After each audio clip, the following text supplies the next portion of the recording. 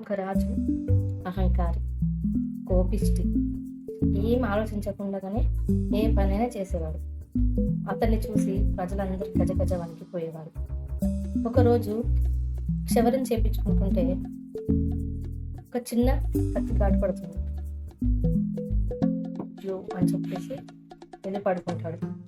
మరి కాసేపట్లో తనకు ఎంతో ఇష్టమైన గుర్రం చనిపోతుంది. మళ్ళీ బాధపడి మళ్ళీ పడుకుంటాడు.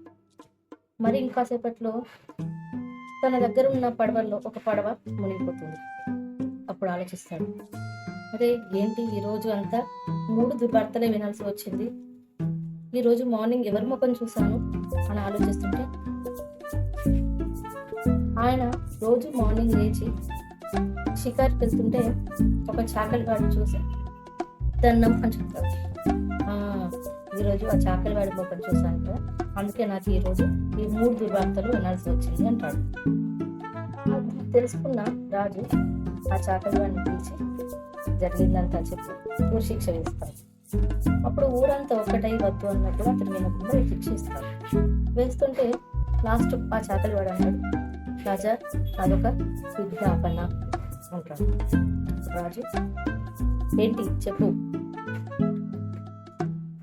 మీరు తెల్లవారేసరికి నా ముఖం చూస్తే పడవ మునిగిపోయింది, శివరం ఘాటు పడింది, మీకు ఇష్టమైన గుర్రం చనిపోయింది. కానీ నా పరిస్థితి చూడండి, నేను కూడా మీలాగే పొద్దున లేచేసరికి మీ ముఖమే చూశాను, చూడండి నా ప్రాణమే పోతుంది అన్నాడు. అప్పుడు రాజు తల తీసేసినట్టు అయింది అంతమంది ముందు.